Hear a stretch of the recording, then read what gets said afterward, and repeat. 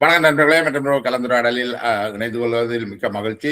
இன்றைக்கும் பலமை போல முக்கியமான வரலாற்று அம்சங்கள் மற்றும் கடந்த நகழ்கால விடயங்கள் தொடர்பில் உரையாற்ற இருக்கிறோம். இன்றைக்கு முக்கியமாக பேச இருக்கின்றது எங்களோடு இது பற்றி பேசுவதற்கு இணைந்து கொள்வர் உங்களுக்கு மிக நன்கு அறியமான முன்னணி உடவியலாளர், இலங்கையினுடைய லேக் ஹவுஸ் மற்றும் ரூபவாகினி கூட்டுத்தாபனங்களின் முக்கிய பதவிகளை வகித்தவர், மனித உரிமைவாதி ஆய்வாளர் மனோரஞ்சன் அவர்கள். வணக்கம் மனோரஞ்சன்.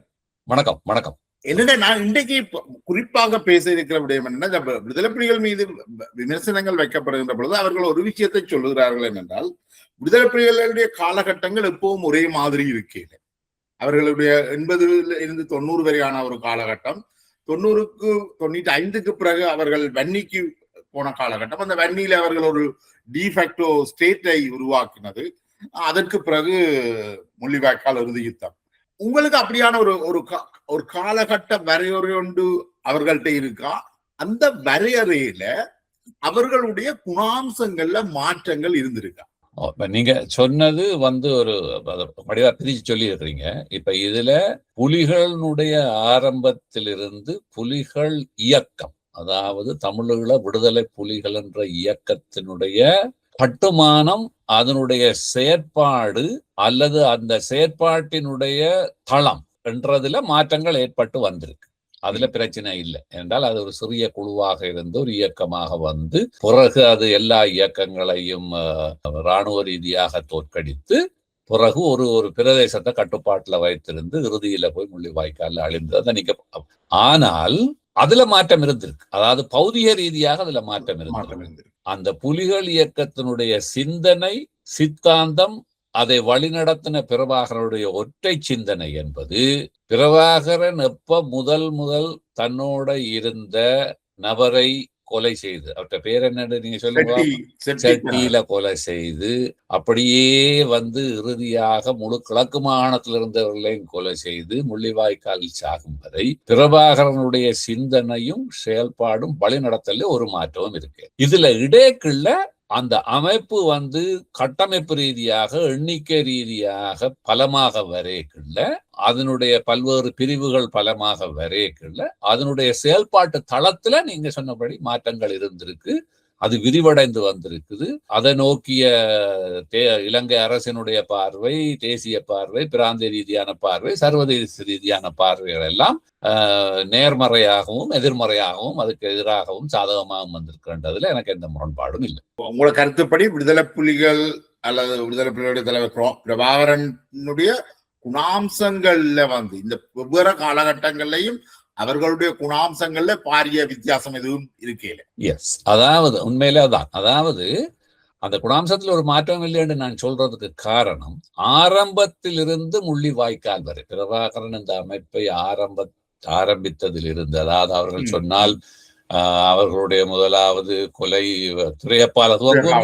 துறையப்பால துவங்கி முள்ளிவாய்க்கால் வரைக்கும் அதுல எந்த மாற்றமும் இல்லை. ஆனா அந்த மாற்றம், அந்த செயல்பாடுடைய ஒரு ஒற்றை பரிமாணம் என்னென்றால், இலங்கையின் தமிழ் பேசும் சமூகத்தினுடைய நியாயமான உரிமை போராட்டத்தை நடைமுறை ரீதியா அவர்கள் மனதுக்குள்ள ஏதோ தாங்க பலப்படுத்துறோம், அதை காப்பாற்றுறதுக்கு தான் செய்யறோம்னு யோசிச்சு கொண்டிருந்திருக்கலாம். அதற்கு ஆதரவு தெரிவித்தவர்கள், யாழ்ப்பாணத்திலே ஆரம்பத்தில் இருந்த படித்தவர்கள், முற்போக்கானவர்கள், அவர்களுக்கு பின்னால் நின்றவர்கள், பிறகு அவர்கள் வளர்ந்து இராணுவ ரீதியாக வரையக்க அவர்களை கண்டு கை தட்டி அவர்களை மேலும் பப்பா மரத்துல தண்ணியை ஏற்றி இன்னும் நல்லா உஷார்படுத்தி விட்டவர்கள், பிறகு அவர்கள் ஏதோ நிழல் அரசு நடத்துகிறார்கள், சமாந்திர அரசு நடத்துகிறார்கள், வான்படை, கடற்படை, தரப்பட, அந்த படை, இந்த படையெல்லாம் வச்சிருக்கிறார்கள் என்ற உஷார்ல செய்தவர்கள் எல்லோரும் செய்த வேலை இறுதி ஆய்வில் அந்த சமூகத்தை பலவீனப்படுத்துற நோக்கில் தான் கொண்டு சென்றிருக்கிறது. அதைத்தான் அந்த ஒற்றை கருத்தியல் என்று நான் சொல்றேன். இப்ப விடுதலை புலிகள் அந்த 95 வரை காலகட்டத்தை நாங்கள் ஒரு ரெண்டா பிரிக்கலாமான்னு நினைக்கிறோம், தெரியல. விடுதலை புலிகள் அமைப்பு உருவாக பிரபாகரன் வெவ்வேறு அமைப்புகள்ல இருந்து விடுதலை புலிகள் அமைப்பை செட்டி உருவாக்குறார். அதுக்கு பிறகு செட்டியை படுகொலை செய்து பிரபாகரன் அதை விடுதலை புலிகளை டேக் ஓவர் பண்றார். அப்ப அந்த காலகட்டம், அதாவது 86 கிலோவை அடிக்கிற வரைக்குமான காலகட்டம் விடுதலை புலிகள் என்று ஒரு ஆர்கானிக் குரோத் என்று சொல்லலாம் நினைக்கிறேன். அதாவது தமிழ் சமூகத்திற்குள்ள இந்த ஆயுத போராட்டம் வந்த நேரத்துல பல்வேறு கருத்துக்களோட இயக்கங்கள் வந்தது தானே. அதுல இந்த தீவிர சிங்கள எதிர்ப்பு இனவாதம், அதாவது சிங்களவன் எல்லாரையும் கொல்ல வேணும்ன்றது, இந்த தூய தமிழ், இந்த யாழ்ப்பாணிய கருத்தியலோட மற்ற இந்த பிரபாகரனும் புலிகள் இயக்கமும் சிங்களவனை எதிர்க்கிறவன் தான் தியாகி, மற்றவன் எல்லாம் துரோகி என்ற கருத்தியலோட ஒரு பிரிவு சமூகத்துக்குள்ள எங்கட சமூகத்துக்குள்ள இருந்தது. அது தொடர்ச்சியாக தமிழரசு கட்சியில இருந்து தொடர்ச்சியாக வந்ததனுடைய பிரிவு. ஆனா மற்ற இயக்கங்களுக்குள்ள எல்லாம் மாற்று கருத்து இருந்தது. சரிதானே? மாற்ற அந்த ஆர்கானிக் வளர்ச்சி சரி, அந்த ஆர்கானிக் வளர்ச்சி என்றது அந்த சமூகத்தை பிரிவை பிரதிநிதித்துவப்படுத்தினது புலிகள் தான். அந்த தமிழ் சமூகத்தில் படுபிற்போக்கான எந்தவித தொலைநோக்குமற்ற ஒருவித மிக குறுகிய பார்வை கொண்ட பிரிவினரை புலிகள் தான் கட்டுமான ரீதியாக இந்த ஆயுத இயக்க காலத்தில் பிரதிநிதித்துவப்படுத்தினார்கள். அதற்கு முதல் தமிழரசு கட்சியும் கூட்டமைப்பும் தமிழர் விடுதலை கூட்டணியும், பிறகு அதை புலிகள் தான் இருந்தார். அது அந்த 88 புலிகள், அந்த 86 ஏப்ரல் கடைசி மே முதல் வாரத்துல டெலோவை அடிக்கும் வரை அதனுடைய வளர்ச்சி தனியாக இருந்தது. அதுல இப்ப நீங்க சொன்னீங்க சிங்களவர்கள் எல்லாரையும் அழிக்கணும் என்ற நோக்கம், அல்லது படுகொலை செய்ய, அல்லது வடக்கு கிழக்குல இருந்த சிங்களவரை இல்லாம இனவாத இது ஒன்று இருந்தது. அது மட்டும் இல்ல தான் திரியப்பாவின் படுகொலை சிங்களவர இல்ல, சிங்களவரோட தொடர்பு வச்சுக்கிறவையும் படுகொலை செய்யணும் என்ற நிலைக்கு அவ வருகின்றன. அது துரோகி கருத்தியல், துரோகி கருத்தியல் இணைய இயக்கங்களும் தியாகராஜா படுகொலை, ஐக்கிய தேசிய கட்சியின் மற்ற கட்சியுடைய தலைவர்களும் படுகொலை செய்யப்படுறாங்க. தேசிய கட்சிகளின் பாராளுமன்ற உறுப்பினர்களும் படுகொலை செய்யப்படுறாங்க. இப்ப அது என்னென்றால், இப்ப இலங்கை அரசாங்கத்தோடு தொடர்பு வைத்திருக்கிறவர்கள் எல்லாரும் துரோகிகள். சரிதானே? அது இப்ப இன்றைக்கு வரைக்கும் இருக்குத்தானே. இப்ப இன்றைக்கு என்பிபி நீங்க அரசாங்கத்தை எடுத்தால் யாழ்ப்பாணத்துல போட்டி போட்டவர்கள், வெற்றி பெற்றவர்கள் எல்லாம் தமிழர்கள் தான். ஏண்டா சிங்களவனத்துக்கு ஓட்டி போட்டான்னு இன்றைக்கு கஜேந்திரகுமார் பொன்னம்பலமும் இன்றைக்கு அவர்களை எதிர்க்கிறவர்களும் பேசுற கதையை கட்டிங்கண்டா, அவர்கள் எல்லாம் ஏன் சிங்களவனுக்கு போடுறீங்க போட்டு அங்க உள்ளூர் சபையில போட்டி போட்டாங்க, எல்லாம் தமிழர்கள் தான் போட்டி போடுகிறார். அதே மாதிரி தான் முஸ்லீம் எதிர்ப்பு வரையக்கில்லையும் முஸ்லிம்கள் எல்லாரையும் சந்தேகத்துக்குள்ளாவர்களாக்கி அவர்கள் எல்லாரையும் வெளியேற்றது. சரிதான்? தங்களுடைய கருத்துக்கு மாற்று கருத்து உள்ளவர்கள் எல்லாரையும் ஒரு 3 சொல் எழுத்து துரோகி என்ற சொல்லுக்கு கீழே ஒரு பேனரை போட்டு விட்டால் அதில் சரிதான். அப்ப 86 புலிகள் இந்த டெலோவை அடித்ததுக்கு இன்னொரு குணாம்ச ரீதியான மாற்றத்தை புலிகள் காட்டினோம் என்னென்றால், ஒரு விடுதலை போராட்ட இயக்கம், அதாவது ஒரு சமூகத்துக்குள்ள விடுதலை போராட்டத்துக்காக இயங்குகிறவர்கள் எல்லாம் எங்களுடைய தோழர்கள், எங்களுடைய நண்பர்கள், சக போராளிகள், சம அமைப்புகள், வெவ்வேறு கருத்தில் இருந்தாலும் ஒரு குறிப்பிட்ட இலக்குக்காக போராடுவதிலிருந்து தங்களை தவிர மற்றெல்லாரும் சந்தேகத்துக்குரியவர். டெலோவை அழிக்கின்றதுக்கான அந்த அறிவிப்பு வருகின்ற இரவு, அப்ப யாழ்ப்பாணத்துல எனக்கு தெரிந்த மட்டுக்கு யாழ்ப்பாணத்துல அந்த நேரம் மின்சாரம் எல்லாம் மிக குறை, ஒரு குறிப்பிட்ட நேரம் தான் மின்சாரம் வரும், இல்லாட்டி மின்சாரம் இல்ல. இவர்கள் ஆண்டு 27ஆம் தேதி நினைக்கிறோம் அடிக்க துவங்கல. கும்மிருட்டு இரவு 12 மணிக்கு, உங்களுக்கு தெரியும் அந்த 3 வீல்ல அந்த ஆட்டோல பெரிய ஸ்பீக்கர், அந்த போன் ஸ்பீக்கரை கட்டி சந்தியாக தட்டி சொல்கிறார்கள், தமிழீழ விடுதலை இயக்கம் என்னும் துரோக இயக்கம், துரோக கும்பல் தடை செய்யப்பட்டிருக்கிறது. அந்த இயக்கத்தில் இருப்பது, அந்த இயக்கத்தில் சேர்ந்திருப்பவர்கள், அதற்கு ஆதரவு தெரிவிப்பவர்கள், அதற்கு பாதுகாப்பு கொடுத்தவர்கள் எல்லோரும் தண்டனைக்குரியவர்களாக கருதப்படுகிறார்கள் என்று ஒரு முழு சமூகத்தினுடைய முள்ளந்தண்டு விரைத்து போகும் அளவுக்கு, அந்த ஆங்கிலத்தில் சில்லிங் எஃபெக்ட் என்று சொல்லுவார்கள் அல்லவா, அந்த சில்லிங் எஃபெக்டை சமூகத்திற்கு கொடுத்ததன் மூலம் புலிகள் அடுத்த கட்ட பரிணாம அவர்களுடைய மாற்றத்தை கொண்டு வருகிறார்கள். நாங்கள் விடுதலை போராட்ட அமைப்பல்ல, we are a regime, ஒரு பாசிச கட்டுமானம், எங்களுக்கு கீழ் தான் இது இயங்க வேண்டும், மற்றெல்லாம் அளிக்கப்படுகின்றதை அவர்கள் முத்தாய்ப்பாக வைத்தார். அந்த ஏப்ரல் கடைசியில் இருந்து டிசம்பர், அந்த 86 டிசம்பர் 25 கிறிஸ்துமஸ் தேதி முடிகிறதுக்கு இடையில ஏனைய இயக்கங்கள் எல்லாம் தடை செய்யப்படுகின்றன, இராணுவ ரீதியாக தடை செய்யப்படுகின்றன. அதிலிருந்து முக்கியமான நபர்கள் தேடி கொல்லப்படுகிறார்கள். புளொட் அமைப்பு மெண்டிஸ் கொல்லப்படுகிறார். டெலோவினுடைய தலைவரான ஸ்ரீசபாரட்னம். சண்டையெல்லாம் முடிந்து முழு யாழ்ப்பாணமும் புலிகளால் சுற்றி வளைக்கப்பட்ட நிலையில் ஒரு கையை தூக்கி நான் உங்களோட கதைக்க வேணும் என்று சொன்ன கணத்திலே அவர் சுட்டுக் கொல்லப்படுகிறார். ஸ்ரீசபாரட்னம் சுட்டுக் கொல்ல சரணடைந்த பிறகு சுட்டுக் கொல்லப்படுகிறார். சரிதானே? அப்ப இது எதை காட்டுகிறது என்றால், அந்த புலிகளினுடைய நீங்க சொன்ன அந்த ஆர்கானிக் வளர்ச்சி ஒரு பாசிச கட்டுமானமாக மாறுகிறது. இப்ப நாங்க NLFT இருந்து பிரிந்து PLFT அமைப்பாக இருந்த நாங்கள் இந்த டெலோ இயக்க தாக்குதலுக்கு பிறகு எங்களுடைய இயக்க தலைவர் விஸ்வானந்தவன் இந்தியாவில இருந்து வந்த பொழுது யாழ்ப்பாணத்தில் நாங்கள் தீவிரமாக உரையாடி எடுத்த முடிவு, புலிகள் ஒரு பாசிச அமைப்பாக தங்களை நிறுவி இருக்கிறார்கள், ஏக காலத்தில் எங்களுக்கு இலங்கை அரசோடும் புலிகளோடும் மோத வேண்டி வரும், போராட வேண்டி வரும் என்பது நான் இதை பதிந்து வைப்பதற்கு காரணம் இது ஒரு தெளிவான தொலைநோக்குடனான அரசியல் பார்வையாக நாங்கள் வந்திருக்கோம். பிரபாகரன் முதலாவது படுகொலையை செய்கின்ற பொழுது, திரைப்பாவை படுகொலை செய்கின்ற பாப்பா 18 வயசு இருக்குமா? எத்தனை 56ல பிறந்தவர் நினைக்கிறேன். அவர் 55ஆம் ஆண்டு பிறந்தவர். 55 60 70 கிட்டத்தட்ட 21 22 வயசு. இந்த படுகொலையை செய்கின்ற அளவுக்கு அவர் வாரதுக்கு ஒரு சாதாரண மனுஷனால, சாதாரண உணர்வுகள் உள்ள ஆக்களால அப்படி ஒரு முடிவுக்கு வரையிலும் என்று நான் நினைக்கிறேன். அதுவும் ஒரு அளவு நீங்கள் ஒரு அரசியல் ஈடுபாடும் இருக்கேக்குள்ள அப்படி ஒரு முடிவுக்கு வரையில. ஐரோப்பிய நாடுகள்ல பாக்குறோம், சில 16 வயசுல 18 வயசுல இளைஞர்கள் கொலை செய்தா அது தேசிய பத்திரிகைகள்ல வருது. அதுக்கு அது காரணம் இந்த வயசுல அவர்கள் இதை செய்வார்களா?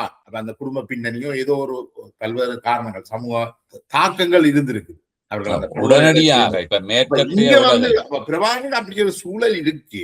இதுல நாங்கள் தமிழரசு கட்சியை குற்றம் சொல்றதா அல்லது பிரபாகரனுடைய தனிப்பட்ட அந்த அவற்ற குடும்ப பின்னணியில பழி சொல்றதா என்னன்னு அதை பாக்குங்க? என்ன உளவியல் அதுல இருக்கு? இப்ப இந்த பிரபாகரன் போய் வரதராஜ பெருமாள் கோயிலடியில வைத்து கொலை செய்த சம்பவத்துக்கு முதலே யாழ்ப்பாணத்துல நகரத்து பகுதியில வச்சு அல்ஃபிரட் துரைப்பாட காருக்கு கீழே குண்டு வைக்கப்படுது. அந்த குண்டு முதலே வடிக்குது, ஆனா துரைப்பா காருக்குள்ள வந்து ஏற இல்லை. அதுல அவர் தப்பிட்டார். அந்த குண்டு யார் வச்சார்ன்றது இன்னும் ஒருவருக்கும் தெரியாது. இதை பற்றி எல்லாம் பெருமையாக எழுதப்பட்டிருக்கு. அமெரிக்கால ஒரு American Eelam Tamil national organisation ஏதோ ஒன்று ஒரு வெப்சைட் வச்சிருக்கிறாங்க அவங்க. சரியா? இந்த சங்கம் தமிழ் அதுல போய் நீங்க பாத்தீங்கன்னா இதெல்லாம் ஒரு பெருமையாக தான் எழுதப்பட்டிருக்கு. இதெல்லாம் தமிழ்கிட்ட ஈழத்தமிழரின் பெரும் பாரம்பரிய யுத்த வரலாறு. ஏதோ இந்த சாண்டிலி என்ற கடல் புறா மாதிரியும் சிவாமி இந்த மாதிரி ஒரு வரலாறு மாதிரி எழுதி வச்சிருக்கிறது. அதாவது யாழ்ப்பாணத்தை நகரத்தை மொடர்னைஸ் பண்ண அல்ஃபிரட் துரைப்பாட காருக்குள்ள குண்டு வச்சுதான் தப்பிட்டாராம். ஆனால் அதை அவர்கள் விடாமல் அந்த இலட்சிய வேட்கையோட பிறகு போய் வரதராஜ பெருமாள் கோயில்ல குண்டு வைக்கணும் போட்டு. அப்ப இது தனிய இந்த பிரபாகரன் தனிநபர்ல நாங்கள் சொல்ல முடியாது. பிரபாகரன் தனிநபர் இந்த சமூகத்தில் அந்த நேரம் அரசியல் சமூக ஆளுமையில் இருந்த சிந்தனையினுடைய கருவியாக செயல்பட்டவர் தான் பிரபாகரன். இந்த உமாமகேஸ்வரனை எடுத்தா என்ன, சுந்தரத்தை எடுத்தா என்ன, பத்மநாபாவை எடுத்தா என்ன, ஏனைய ஸ்ரீ சபாரணத்தை எடுத்தா, இவர்கள் எல்லாம் ஏக காலத்துல இந்த போராட்டம், இந்த தமிழர் இளைஞர் பேரவைக்குள்ள வந்த ஆக்கள் தான். எல்லாருமே இலங்கையினுடைய 72ஆம் ஆண்டு 1972ஆம் ஆண்டு ஸ்ரீமா பண்டாரநாயக்கனுடைய காலத்தில் இடதுசாரி அரசியல்வாதியாக இருந்த கொல்லிநாடி சில்வாக்கு கீழ் அவர் தான் அப்ப யாப்பியல் அமைச்சர். அவர் கொண்டு வந்த அந்த சிங்கள பௌத்த கான்ஸ்டிடியூஷனுக்கு பின்னால எழுச்சி கொண்டுதானே வந்தது எல்லாரும். சரி, அப்ப அந்த கட்டத்துல வந்தோம். அதுக்குள்ள இளமையாக இருந்தவர் தான் பிரபாகரன். அவரை தம்பி என்றுதான் எல்லாரும் கூப்பிடுறோம். குட்டிமணியோ தங்கத்துரியோ முழு பேரும் கூப்பிடுறோம் அவரை தம்பி என்று. மற்ற ஒருவருக்கும் வராத அளவு இவருக்கு ஏன் இந்த நபரை கொலை செய்கிற கான்ட்ராக்ட் இவற்ற கையில சேருது என்றால் மற்றவர்களிடம் ஏதோ ஒரு வகையில் சுய சிந்தனை இருந்திருக்கு. இந்த தனிநபர் கொலை என்பது தானா எங்களுடைய விடுதலை பாதை. இத நீங்க தொடர்ச்சியாக நீங்க பார்க்கலாம். இலங்கையில 5 பெரிய இயக்கங்கள் இருந்தன, சரிதானே? அதாவது இந்தியாவில பயிற்சி பெற்ற 5 பெரிய ஏதாவது ஒரு இயக்கம், புலிகளை தவிர ஏதாவது ஒரு இயக்கம் பெருவாரியாக சிங்கள பக்கத்துல போய் சிங்கள கிராமங்களை தாக்கி சாதாரண சிங்கள பொதுமக்களை அழித்திருக்கிறார்களா? ஒரு இயக்கத்தை சொல்லுங்க. சந்தேகத்துல புலிகளை ரோ கேட்ட அதே நேரம் டெலோவையும் கேட்டிருக்கு, சிங்கள கிராமங்களை போய் அழிக்க சொல்லி. அதுல டெலோ அதை மறத்திருக்கு. அவர்கள் அதுல சிங்கள பெண்களை பாலியல் துஷ்பிரயோகம் செய்யுமாறும் கூட கேட்டிருக்கு. அப்ப அந்த ஏதோ ஒரு சும்மா சொல்றாங்க. இப்ப டெலோ இயக்கத்துக்கு அரசியல் இல்லை, அது இந்தியா அந்த கைக்கூலி மாதிரி வளர்ந்தது. ஆனால் நீங்க ஒரு இடத்துல சொல்லுங்க, டெலோ போய் எங்க சிங்கள கிராமத்தை சுத்தி வளைச்சு அடிக்கிறதுக்கு அவர்களுக்கு பெரிய நேரம் போயிருக்கா. அதை விட புளட்டுக்கு மிகப்பெரிய நெட்வொர்க் இருந்தது தென்னிலங்கையில. அவர்கள் அதை செய்யல. இபிஆர்ல ஒரு காலம் செய்யாங்க. இபிஆர்ல தென்னிலங்கை இடதுசாரி சக்திகளோட அரசியல் செய்த ஒரு ஈரோஸ் ஒரு காலம் அப்படியான வேலைகளை செய்ய. சந்தேகத்துல அங்க இங்க சில அரச உளவாளிகள் என்று ஒருவரை சுட்டிருக்கலாமே ஒழிய அந்த நான் என்னத்தை சொல்ல வரேன் என்றால், இந்த கொலை என்பது தான் தங்களுடைய அரசியலை நிலைநிறுத்துவதற்கான வழிமுறை. உடல் ரீதியாக அழிப்பது, அது தனி மனிதனாக இருந்தால் என்ன, மக்களாக இருந்தால் என்ன, இயக்கமாக இருந்தால் என்ன, அழிப்பன்ற இது இந்த தத்துவம் தமிழரசு கட்சி கூட்டணி கூடாகத்தான் புலிகளுக்குள்ள போகுது.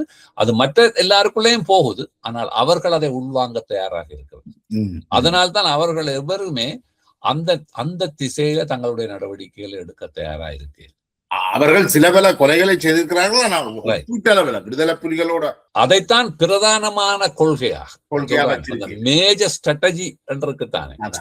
இப்ப நாங்க போன முறை கதைச்சதுல நான் அதைத்தான் சொன்னேன். அதாவது நான் பிரபாகரனுக்கு அந்த கட்டுரையில அவருக்கு சொல்ல விளைந்தது என்னென்றால் 2001ஆம் ஆண்டு கொலைகளை, படுகொலைகளையும் வெடிகுண்டுகளையும் வெடிமருந்துகளையும் மட்டும் நம்பி அரசியல் செய்வதாக இருந்தால் இறுதியில் இது தமிழ் சமூகத்தை நடுத்தருவிலே கோவணத்தோடு கொண்டு போய் நிறுத்தும்.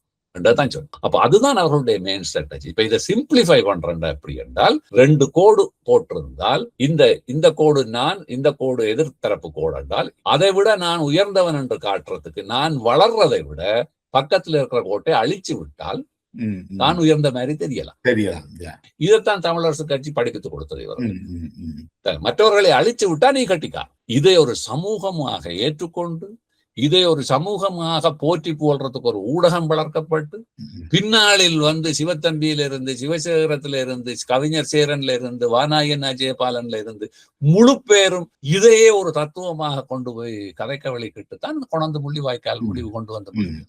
அப்ப இதுதான் அந்த அடிப்படை பிரச்சனை. பிரபாகரனுடைய குடும்பத்தை பாத்தீங்கன்னா வேலுப்பிள்ளை அவர்கள் ஒரு அரசாங்க உத்தியோகத்தராக இருந்திருக்கிறார். அவர் ஒரு சொஃப்டான மனுஷரும் என்று நான் நினைக்கிறேன். அந்த குடும்பம் இவ்வாறான ஒரு சீரியல் மேர்டரால கொண்டு வந்திருக்கக்கூடிய குடும்பம் அல்ல. ஆனா பிரபாகரனுடைய செயற்பாடுகள் சிறு வயதில இருந்தே அதுக்கு மிக எதிர்மறையாக இருந்திருக்கிறேன். இப்ப அது என்னென்றால், இப்ப பிறப்பாலேயே கட்ட மனுஷன் அப்படின்லாம் அதெல்லாம் சொல்ல. ஆனால் இப்ப குடும்பத்துக்குள்ள சிலர் கூர்மையாக படிப்பார்கள், நன்றாக படிக்கக்கூடியவராக இருப்பார்கள், சிலர் கொஞ்சம் குழப்படியாரராக இருப்பார்கள். அதெல்லாம் இருந்தது. எனக்கு தெரிந்த மட்டும், எனக்கு இருக்கிற தகவல் அடிப்படையில மூத்த தமையனும் தமக்கையும் தாயாரோட ஊர்ல இருக்கத்தக்கதாக இவன் குளப்படிகாரன், இவனை இங்க விட்டால் உன்னால மேய்க்க இயலாதென்று வேலுப்பிள்ளை ஐயா இவரை தான் எங்கெங்கெல்லாம் போறாரோ அங்கெல்லாம் கூட்டிக் கொண்டு போய் இவரை கண்ட்ரோல் பண்ண முடியாது.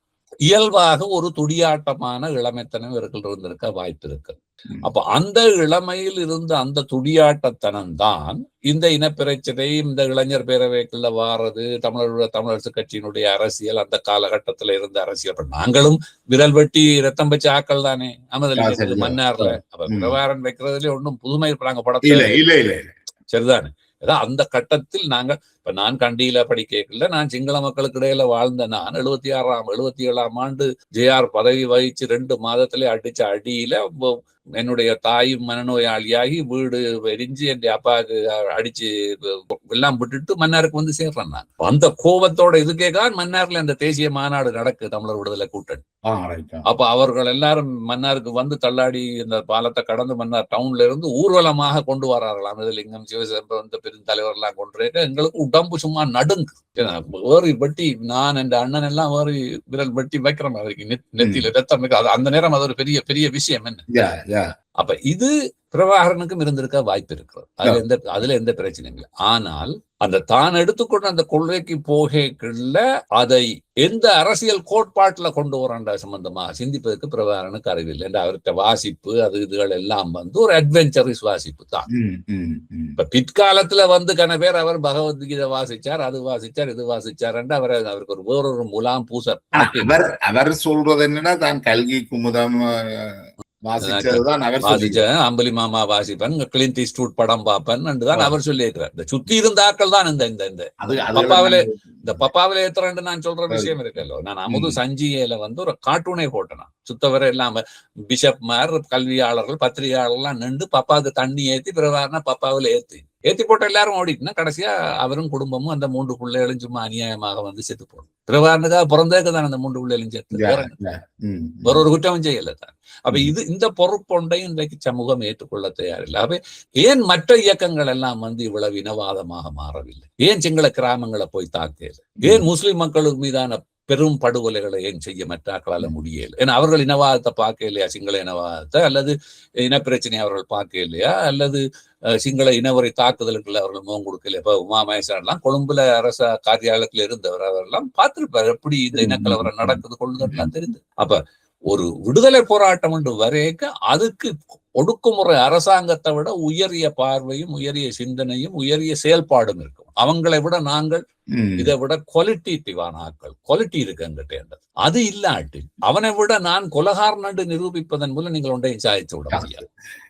எனக்கு ஒரு கட்டத்துல பிரபாகரன் மீது இருந்த சாஃப்ட் கோர்னர் என்னென்றால், நான் ஒரு கட்டத்துல யோசிச்சேன், போராட்டம் நடந்து கொண்டிருக்கிறார்கள், பிரபாகரன் சிலவேளை இது எல்லாரையும் கொலை செய்தா தமிழீழம் கிடைக்கும் என்று நம்பிட்டாரோ, அதாலதான் நம்பி கொலை செய்தாரோ என்ற ஒரு எண்ணம் இருந்தது. இந்த கேள்வி என்னன்னா, உண்மையிலேயே இவர் தமிழீழத்துக்காகத்தான் இந்த கொலைகள் நடந்ததா, இல்ல தங்களுடைய அதிகாரத்தை தக்க வைக்கிறதுக்காக இந்த கொலைகள் நடந்தது? தமிழீழம் ஒரு முதல் இப்ப என்னன்னா, ஒரு பிசினஸ் நீங்கள் சக்சஸ்ஃபுல்லா எடுக்கணும்னா சொல்லுவாங்க, ஹார்ட் அண்ட் மைண்ட் அதுல இருக்க வேணும் அந்த பிசினஸ்ல. அப்ப இங்க உங்களோட இலக்குன்றது தமிழீழம். அப்ப நீங்கள் தமிழீழத்துக்காகத்தான் இதெல்லாம் செய்தீங்களா, இல்ல தமிழீழம் இல்லை நாங்கள் அதிகாரத்தை எடுக்கணும், புலிகளோ பிரபாகரனோ எடுக்கணும், மற்ற இயக்கங்களும் தாங்கள் எடுக்கணும், அது இருந்ததா என்றதா? அப்ப தமிழீழம் இரண்டாம் பட்சம். இல்ல இப்ப நான் இப்படித்தான் பார்க்கிறேன். பிரபாகரன் தமிழீழம் தான் முடிவு என்று நம்பினார். சரியோ, தமிழீழம் தன்னால தமிழீழத்தை எடுக்க முடியும் என்று நம்பினார். இப்ப இதை எப்படி எடுக்கிறது என்று வரையில அவருக்கு ரெண்டு பிரச்சனை இருக்கு. என்ன, அவற்ற தலையக்குள்ளே ஒரு வழி இருக்கு. என்ன வழி? எல்லாரையும் நான் கொலை செய்யும், ஊருதலையும் நம்ப மாட்டேன், என்னோட ஏழுமண்டா நீங்க மோதி பாருங்க, சரிதானே? இந்த 4 எழுத்து படிச்சவன், யூனிவர்சிட்டிக்கு போகலாம மார்க்ஸ் குறைஞ்சிட்டு வந்தவன், 4 புத்தகத்தை வாய்ச்சிட்டு வந்தவங்களோட எல்லாம் கதைச்சு கொண்டு வந்தா பிரச்சனை, அவங்க என்னையும் குழப்பி போடுவாங்க. அப்ப அவங்கள தள்ளி வைக்கலாம், அவங்க சொல்றோண்டையும் கேட்கிறேன். அவர்கள் வெளியில இருந்து என்னத்தையும் எழுதிட்டு போகலாம் பிரபாகரனை பற்றி, பிரபாகரன் அவர்கள் சொல்றோண்டையும் கேட்கிறேன். மற்றது, பிரபாகரன் மிக தடித்த சாதிமா, தன்னுடைய சாதியில் உள்ளவர்களை தான் மிக முக்கியமா அவர் நம்புவார். ஆரம்பத்தில் இருந்து இயக்கத்துக்கு சேர்பவர்களை 2-3 கேட்டகரி அவர் வச்சிருந்தார். ஒன்று, நீ ஏன் படிச்சுட்டு யூனிவர்சிட்டி போகாம ஏன் இங்க வந்த, நீ என்னத்துக்கு வந்த, நீ மற்ற இயக்கத்துக்கு போகாம ஏன் வந்த நீன்றதை கவனமா கேட்கறது ஒன்று. 2வது, உன்ற சாதி என்ன, உன்ற பின்னணி என்ன. 3வது கேள்விதான் மிக முக்கியமானது, நான் சொன்னா உன் அம்மா அப்பா வேண்டான சுடுவியா. இது இந்த கேள்விக்கு பின்னால் இருப்பது என்ன, என்னை மட்டும்தான் நீ நம்புவான். இந்த கேள்வி நீங்கள் எப்படி உங்களுக்கு தெரியும்? இது என் அண்ணனிட்ட கேட்ட கேள்விதானே இது. என் அண்ணன் நான் ஆரம்ப இயக்கத்துக்கு புலி போனாள் அல்லவா, மன்னார்ல இருந்து. நாங்கள் 77ஆம் ஆண்டு இனக்கலவரத்திலே அம்பிட்டு 78ஆம் ஆண்டு மன்னாருக்கு அகதியா போறோம். அங்க இந்த யாழ்ப்பாணத்துல இருந்து இவர்கள் இந்த தேசிய இது செய்யல, மன்னார்ல அப்ப புலிகளுக்கு ஒரு முக்கியமான செல்லுகள் இருந்த மன்னாருக்குள்ளாலதான் இவர்கள் இந்தியாவுக்கு போறதா. யாழ்ப்பாணத்துல எல்லாம் போயில, அங்கெல்லாம் மன்னார் கிட்ட. அப்ப எங்களோட உறவினர் வீட்டுல தங்குறது உண்டு புலிகளோட முக்கியமான ஆக்கள். எங்களுக்கு தொடர்பு இருக்கு. ஏன்னா நாங்க அப்ப கண்டியில இருந்து அடி வேண்டி போய் மிக உக்கிரமாக இந்த தமிழ் விடுதலை கூட்டணிக்கு வேலை செய்யற காலத்துல எங்களுக்கு புலிகளோட தொடர்பு வருகிறது. தொடர்பு வந்தால் எனக்கும் அண்ணனுக்கும் 1 வயதுதான் வித்தியாசம். இப்ப இதுல யாரு போறது என்று நாங்க முடிவெடுக்கணும். நானும் அண்ணனும் துண்டு உலுக்கி போட்டு அண்ணன் பேர் தான் வருது. அண்ணனை கூட்டி கொண்டு போறதுக்கு வந்தது யாருண்டா செல்ல. நீங்கள் 2 பேரும் 2 பேர்ல ஒரு ஆள் போற முடிவு எடுக்கிறீங்க? ஏன்னா நாங்க அடிவண்டி வந்த ஆட்கள், எங்களுக்கு போராட்ட உணர்வு வந்துட்டுது, சாப்பாட்டுக்கு வழி இல்லை, அப்பாவுக்கு தொழில் இல்லை, அகதியா சொந்தக்காரர் வீட்டுல பெரியம்மா வீட்டுல தங்கி இருக்கிற ஒரு சின்ன பகுதியில 5 பிள்ளைகள் குடும்பத்துல. அப்போ உங்களுக்கு போராட்ட உணர்வு வரும் தானே. அப்ப எங்களை புலிகளோடு தொடர்புபடுத்தி நாங்கள் செல்லக்கிளி தான் கூட்டி கொண்டு போனோம். போய் என்னுடைய அண்ணன் கிட்டத்தட்ட 9 மாதத்துக்கு பிறகு, அப்ப பண்டிதரோட தான் கேம்ப்ல யாழ்ப்பாணத்துக்கு போய் பண்டிதர் இருந்தாரல்ல அங்க அச்சுவேலியில, அங்கதான் இருந்து இவருக்கு சரியான கடும் சுவையினம், அவர்களால புலிகளால வச்சு பராமரிக்க முடியாத நிலையில இவரை அனுப்பி விடுறாங்க. அப்ப இவர் போகின்ற பொழுது வீட்டுல இருந்து முக்கியமான ஆல்பத்துல இருந்து எங்கட குடும்ப அங்கத்தோட படங்கள் எல்லாம் காணாமல் போயிருக்கு. அவற்ற படம் எங்கட படங்களும் இல்லை. அண்ணன் திரும்பி வந்ததுக்கு பிறகு மிக நோய்வாய்ப்பட்டு தான் சேர்ந்தார். வந்ததுக்கு பிறகு நான் அவரோட ஒரு வாக்குவாதம், நீ நான் எல்லாம் போயிருக்கோன்னு, நீ என்ன, நான் அவரை விட நாங்க கண்டியில இருக்க, நான் இல்லாம நல்லா ஸ்போர்ட்ஸ் எல்லாம் செய்யறது. அந்த உங்களுக்கு தெரியும், அந்த 70 காலத்துல இலங்கையில இந்த கராட்டி, சைனீஸ் பாக்ஸிங் இதுகள் எல்லாம் வந்த காலம். நாங்கள் கண்டியில இருக்க அதெல்லாம் பழகின ஆக்கள்.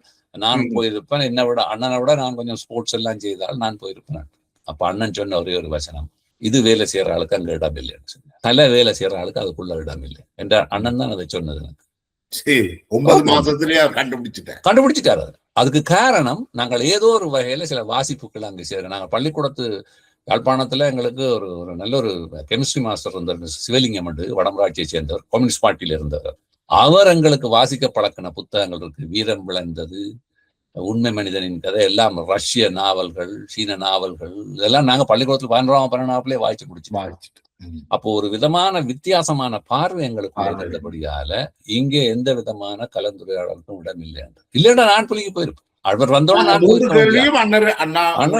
கேட்கப்பட்டது. அண்ணன் சொன்ன ஒரு பதில் என்னடா, ஒரு கணம் நான் அதுக்கு தாமதிச்சிருந்தாலும் நான் அந்த இயக்கத்துக்கு தகுதி இல்லை, நான் ஓம் என்று சொல்லிட்டேன். இப்ப இதுல இருந்து நீங்கள் புரிந்து கொள்ள வேணும், பிரபாகரனுடைய இந்த கேரக்டர் கடைசி வரைக்கும் பிரபாகரன் அதுல இருந்து மாறல. பிரபாகரனை குற்றம் சொல்லக்கூடாது. நான் பிரபாகரன் அந்த இதுல இருந்து ஒரு துளியும் இறுதி வரை நீ சொல்றாத என்ன சாதி என்று கேட்கிறார் என்று கேட்கிற கேள்வி இருக்குதானே, அந்த கேள்வி சில ஆரம்ப காலத்துல இருந்திருக்கலாம். என்றால் அது ஒரு இயக்கம் வளர வேண்டிய கட்டாயம் இருக்கைக்குள்ள தங்களுடைய குழுவை சேர்ந்தவர்களை, ஆனால் அது பிறகு விவிடிக்கு வெளியில அது பிறகு மாறிட்டு, சரி அதெல்லாம் பிறகு மாறிட்டு, அது வெளியில கட்டுமானம் வளரேக்க தேவைப்படும் தானே. நீங்க படிவா கவனிச்சு பாருங்க. யாழ்ப்பாண பொறுப்பாளர் கிட்டு, வன்னி பொறுப்பாளர் மாத்தியா, கிழக்கு மாநிலத்துக்கு போட்டது புலேந்திரன் குமரப்பா, முல்லைத்தீவுக்கு போட்டது கடேஷ், மன்னாருக்கு விக்டர், எல்லாரும் என்ன சாதி. அப்படி லேசில பிரபாகரன் வந்து மற்ற ஒரு நம்புற இல்லை. மிக கவனமா அந்த வல்லடித்துறையை சேர்ந்தவர்கள்ட்ட தான் இருக்கின்றதும் ஒரு பெரிய. நாங்க பிரபாகரனை குற்றம் சொல்லி போட்டு போகலாம். பிரபாகரன் முந்தி இருந்து இறுதி வரைக்கும் மாற இல்லை. இதுக்குள்ள போன ஆட்கள் தங்களுக்கு ஏற்ற மாதிரி பிரபாகரன் இருக்கிறார்னு நினைத்து கொண்டாரு. அதுதான் தோழர், அதுதான் நான் சொன்னேன். அதாவது போனவர்கள் எல்லாம் தங்களுக்கு ஏற்ற மாதிரி பிரபாகரனை இன்டர்பிரேட் பண்ணி கொண்டார். ஆனால் எங்கேயோ ஒரு கட்டத்துல அதை முரண்படைக்கல அவைகளுக்கான தீர்ப்பு பிரபாகரனால கொடுக்கப்படுகிறது. அதுல தப்பி பிழைச்சா கொஞ்சம் பேர் தான் இருப்பினும், ஆனா மிச்சாக்கள் எல்லாம் ஒன்றில் வாய மூடிக்கொண்டிருப்பினும் அல்லது மேலோவும் போயிருப்பினும் அல்லது கையால் உடைக்கப்பட்டிருக்கும். இப்ப இது பிரபாகரன் மாறணும்னு நீங்க ஒரு நாளும் எடுத்துக்கொள்ள தேவையில்லை.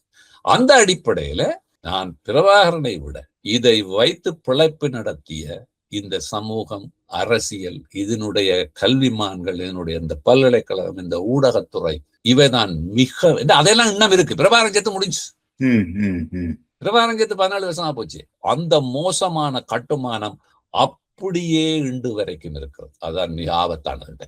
சொல்லுவாங்க ஏ பொலிட்டிக்கல் இன்ஸ்டிடியூட்டா இருந்த புலிகளை அதுக்குள்ளே ஒரு பொலிட்டிக்ஸ கண்டுபிடிச்சது யாழ்ப்பாணத்தாட்ட மிகப்பெரிய கட்டித்தனம். அது அப்படித்தான். அது இப்ப நீங்க வர்க்க அரசியலை கதைச்சால் இங்க யாழ்ப்பாணத்துல அப்படி எல்லாம் ஒரு வர்க்கம் இல்லை. நாங்கள் ஒரு we are a caste oriented society என்று பக்கம் இல்லாம சொல்லுவாங்க. நீங்க காஸ்ட கதைச்சீங்களோ சீச்சி அப்படி எல்லாம் ஒன்றும் இல்லை. பிரபாகரன் கேட்கல அங்க அப்படி ஒரு காஸ்டும் இல்லை சொல்லு. இப்ப நீங்க எதையும் சொல்லி போட்டு போறேன்.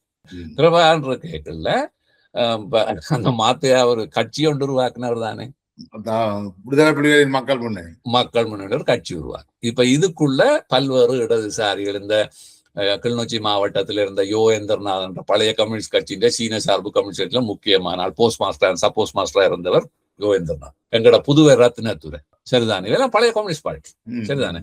எங்கட தமிழ்ச்செல்வன் அண்ணன் பேர் எனக்கு டப்பண்டு வருது இல்லை, அவர்கிட்ட தமையன், அவர் சாவாய்ச்சேரியை சேர்ந்து. இவர்கள் எல்லாம் பழைய இடதுசாரி. இப்ப மாத்தியா இந்த கட்சியை உருவாக்குனதோட இந்த இடதுசாரி எல்லாம் அதுக்குள்ள போய் அங்க முற்போக்கான கருத்துக்களை கொண்டுறணும் வைக்கணும் என்று சொல்லி இந்த கட்சி கொஞ்சம் ஒரு ஆதிக்கமாக, உங்களுக்கு தெரியும் யாழ்ப்பாணத்துல அந்த நேரம் புலிகள் பிரபாகரன் நீக்கில் இருக்கல, யாழ்ப்பாணத்துல போர்டு எல்லாம் வைக்க இந்த போர்டு கரும்பலக வச்சு செய்தி எழுதுறது ஈழம் செய்தி என்று இபிஆர்ல தான் முதல் கொண்டு வந்தது ஈழம் செய்தியோ. ஏன்னா அந்த நேரம் எலக்ட்ரிசிட்டி இல்ல, சுத்தவர்ந்து செல் அடிக்குது, என்ன நடக்குது. அப்ப இந்த மாதிரி செல்போன்கள் எல்லாம் ஒன்றும் இல்லையே. அப்ப எங்களுக்கு ரோனியோ பண்ணி கொடுக்கறதுக்கு மை கிடையாது, பிரிண்ட் பண்ணி கொடுக்கறதுக்கு பேப்பர் கிடையாது. அப்ப கரும்பலைகள் வச்சு அடுத்தது இயக்க கட்சிக்காரருக்கு வேலை கொடுக்கத்தானே வேணும். சந்தியாக வைத்து எழுதப்பட்டு அப்புறம் இயக்கங்களை எல்லாம் அடிச்சேர்க்க போறது புலிகளினுடைய அரசியல் பிரிவு இதை பாவிக்கு. அப்ப அதுக்கெல்லாம் தலைப்பு எதுல போர்டுன்ற மேல என்ன இருந்தது, இந்த புலிகளினுடைய அரசியல் கட்சியோட போர்டுல தான் அது இருந்தது சரிதானே.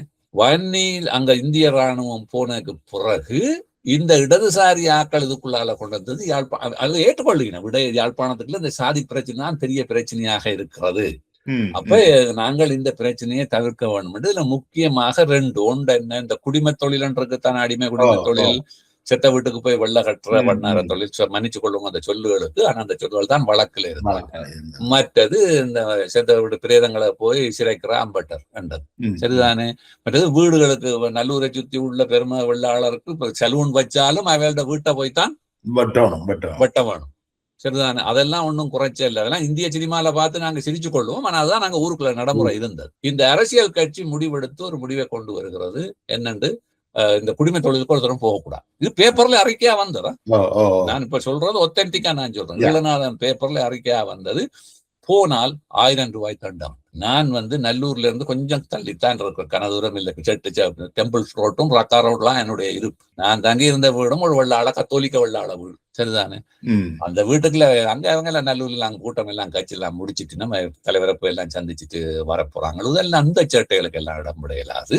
பிறகு பார்த்தா என்னென்றால் செத்த வீடு நடக்கும் தானே சாதாரணமா. செத்த வீடு நீ வா தம்பி வெள்ளைய கட்டு பிரேயத்துக்கு சிற 1000 ரூபாய் காசு தண்ட காசையும் கையிலே நாங்களே தாரோம் அந்த செலவோட சேர்த்து கொண்டே காசை செய்து போட்டு காசை கட்டி போட்டு போ. தண்ட காசையும் வெள்ளாளம் கொடுத்துட்டான். இப்ப இத புலிகளால் ஒண்ணும் செய்ய முடியாது. இப்ப எல்லாரும் நினைக்கிறது புலிகள் தான் பலமானவர்கள். புலிகளோட கட்டுப்பாட்டுல தமிழ் அது வெள்ளாளியை தான் கண்ட்ரோல வச்சிருக்கு. கடைசியாக இந்த வெள்ளாளர்கள் போய் மண்ணில பிரபாகரனோட கதைச்சு போட்டு அடுத்த அறிக்கை வருது பேப்பர்ல, ஈழநாதன் பேப்பர்ல. இதுவும் ஒத்தன்டிக்கா நான் சொல்லுகிறேன். தமிழீழ விடுதலைக்கான இறுதி போர் நடந்து கொண்டிருக்கிற இந்த காலகட்டத்தில் எங்களுடைய சமூகத்துக்குள்ள இருக்கிற பல்வேறு பிரச்சனைகள் தொடர்பான விடயங்களை நாங்கள் பின்னர் பார்த்துக் கொள்ளலாம். விடுதலை அடைந்ததற்கு பிறகு இந்த குடிமை தொழில் சம்பந்தமானவர்கள் போட்ட தடை இந்த தண்டப்பணம் நீக்கப்படுது. முடிஞ்சு அது நீக்கப்பட்டது. வேற என்ன, அது நீக்கப்பட்டது. ஒரு மாதம் 1.5 மாதத்துக்குள்ள நீக்கப்பட்டது. இந்த செய்தியும் ஈழநாதன் பத்திரிகையில் இருக்கு. அந்த தண்டப்பணம் அறிமுகப்படுத்த 1.5 மாதத்திலேயே அது முடிஞ்ச சாதியத்துக்கு எதிராக குறைந்தபட்சம் எதுவும் நடக்கலையா? அதெல்லாம் ஒன்றும். இது இப்ப இந்த சாதி கதைச்சதுக்காக முதுகுல சீனியை போட்டு நக்க சொன்னது இப்படி கதை இருக்கல்லோ புலிகள் இயக்கத்துக்கு. அதெல்லாம் இந்த மிலிட்டரி அதெல்லாம் இந்த பச்சைமட்டையாளடி இதெல்லாம் இந்த இயக்கத்துக்கு ஆள் சேர்க்க வர பிரச்சனை. கிராமங்கள்ல இருந்து போகைக்குள்ள இயக்க கேம்புகளுக்குள்ள சரிசமமா இருந்து சாப்பிடுறது, முன்னுக்கு வர பின்னுக்கு வர்றதுல பழக்கப்பட்ட இந்த வெள்ளாள போராளிகளுக்கும் மற்றவர்களுக்கு இடையில வர்ற வாக்குவாதங்கள்ல நடத்தப்பட்டதே ஒழிய, சில இடங்கள்ல போய் முறையிட்டதுக்கு பிறகு அந்த இடத்துல இருந்த பொறுப்பாளர் அந்த நடவடிக்கை எடுத்ததே ஒழிய அங்க கொள்கை ரீதியாக எந்த விதமான மாற்றமும் செய்யப்படல. அதெல்லாம் அப்படியே நிறுத்தி வைக்கப்பட்டிருந்தது. அதனாலதான் அது ஏன்னா அது சம்பந்தமான அறிவியல் ரீதியான உரையாடல்களை யோகேந்திரநாதனோ அல்லது புதுவரத்தினத்துறையோ பரமமூர்த்தி, அதான் அவர் பரம செல்வத்தின் அண்ணன் பேர் பரமமூர்த்தி, அவர்களாலே ஒன்றும் செய்ய முடியாது. அதுக்கு பிரபாகரன் என்ன செய்தார்? யாழ்ப்பாணம் கண்ட்ரோல்ல வந்தது பிறகு அந்த அரசியல் கட்சியே கலைத்து விட்டார். தமிழீழ விடுதலை புலிகள் மக்கள் முன்னணி கலைக்கப்பட்டது. மனோரஞ்சன், நீண்ட ஒரு உரையாடலை தந்திருக்கிறீர்கள். நினைக்கிறேன் கனவேறு ஆர்வமா கேட்கினோம். தொடர்ந்து நாங்கள் உரையாடுவோம். அடுத்த இதுல நாங்கள் இந்த டிஃபெக்டோ ஸ்டேட்டை பற்றி உரையாடலை துவங்கலாம் நினைக்கிறேன். சரி, நன்றி ஜெயவா.